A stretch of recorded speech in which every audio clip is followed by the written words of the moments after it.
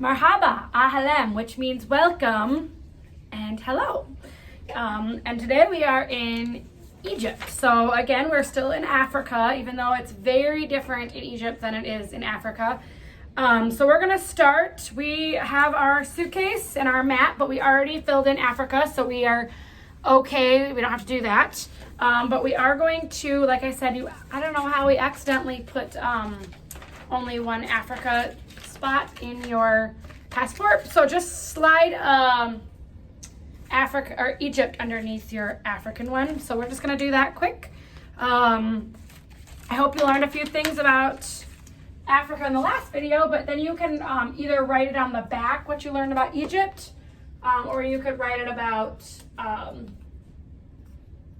you could just pick one thing too, it's up to you. So I'm just putting that right underneath. So you went to Liberia and to Egypt. So, and remember, Liberia is just representing the different countries that we visited in the last video. So there is that. I'm gonna put that back in my suitcase. And we have a new ticket. So last ticket we went from Australia to Tanzania. This time we are going from Tanzania to Egypt, which is just a quick, short trip. So you would definitely have to take a plane. You probably wouldn't want to drive that far. It's a pretty long drive. So we're gonna do just a quick little thing about Egypt, what it's like now, and then we're gonna get into some ancient Egyptian stuff, which is kind of fun. And I wish I could teach you all about ancient Egypt, but we don't have the time for that. That's more for when we're here in person. So we're just doing a quick little, bit of information about each country that we're learning about, and then hopefully when we get back in real life, we can do some more with this, and you'll actually get to touch some of the things and eat some of their food, things like that, what we do when we're in real life, in person. So this is Egypt. This is probably the most common thing that you would, or most common thing that you would think about when you think about Egypt, and that is the pyramids, the ancient Egyptian pyramids, okay?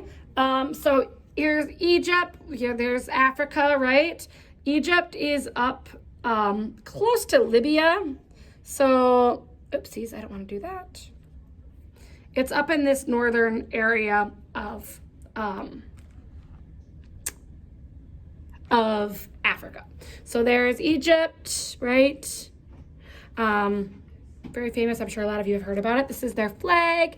There's 83 million people. The capital is Cairo, which is also the largest population. Egypt is very dry country. The Sahara and the Libyan desert make up most of the area of Egypt. The longest river in the world is the Nile, which runs throughout Egypt. Egypt is famous for its ancient civilization, the ancient Egyptians, who date back to around 3150 BC. So this is kind of a picture of some of the Egyptian areas. It's not really safe right now to go to Egypt, so it's a fun way to get to learn about it by just doing this. So here's the Nile River. It's 4,132 miles long. That is an extremely long river. Like I said, it's the longest river in the world. It lies in the following countries: Kenya, Congo, Uganda, Tanzania, Egypt, Sudan, and Ethiopia. It's very long. It's not too wide, but it's very long. It's a huge significance in regards to ancient Egypt. Most of ancient Egypt's historical sites are located along the banks of the Nile River. So some of you who may go to church and you've learned about the Nile River, if you've done some Bible stories and stuff too.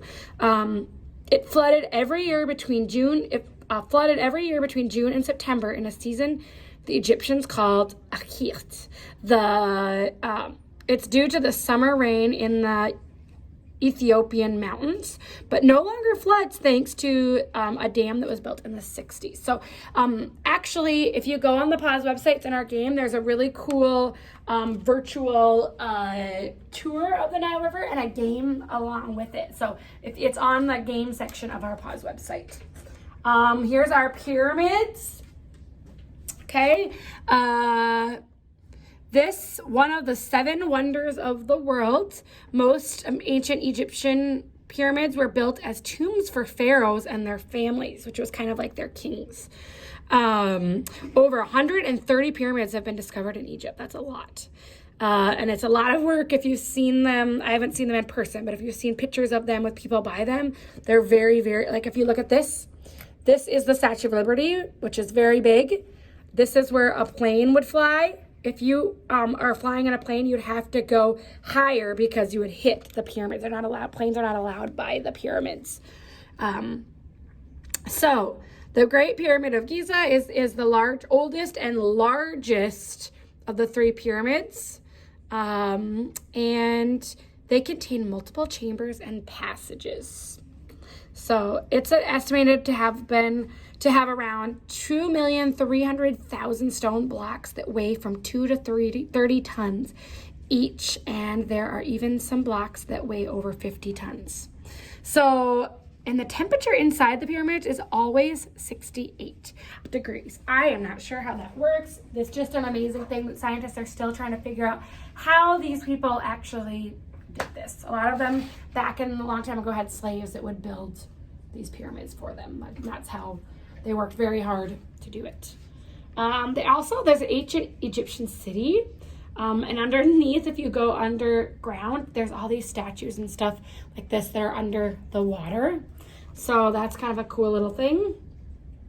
Some of the animals of the desert, obviously camels, hippos, crocodiles, and these little fox-looking creatures there too.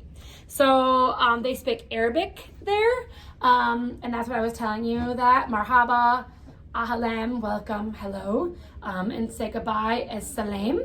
So those are some words that you can teach people for your kindness challenge. Foods that they eat, very different than our kind of food. Lots of rice and chickens and fish and beans and vegetables. Very different than our food there. Although they do have McDonald's in Egypt, I know that. So that's a little bit just about Egypt. I have so many cool things, you guys. I wish I could teach you about ancient Egypt, but this is like a little book. This is just from a little flat book, and this is ancient Egypt. So obviously, this is the Nile River we talked about, okay? This was some of the boats they would have taken back then. The temples, they have lots of hieroglyphics all over it. We're gonna learn about that later. This is what the rich would live like. And here is the Great Pyramids. The king is having a spectacular tomb built for himself, a huge pyramid reaching to the heavens. It will last for thousands and thousands of years. So they started with these stairs, and they would build up, start from the bottom and build up. But the kings, the pharaohs, would have these built for themselves. So when they died, they would have this shrine basically for them. And we talked a lot about this. Again, if we were here, we'd learn way more about this, but we don't have the time to do that. I don't want you guys to get bored. So they would bury them. They'd come in these, they'd have a procession, right? And the procession brings everything the dead king would need for his next life. So that's why in a lot of these places they'd find gold, and they'd do make mummies out of them. Right? They cover them in salt, which we're going to do later, wrap them in. So first the body is cut open, and then they take out all the parts of them, the lungs, the liver, the stomach, all that kind of stuff. The brain is then pulled out with a hook, and they pull it out through their nose. Crazy. And then the body is totally covered in salt and left for 40 days. And we're going to do an experiment with that today. And then finally it's wrapped tightly into bandages, and then it's put into these like gold little body things that you can see. And then inside, they would build more hieroglyphics in there. They'd bury them deep inside of these pyramids underground. So, so that's a little bit about Egypt. We're gonna do some activities right after this so that you can learn a little bit more about ancient Egypt.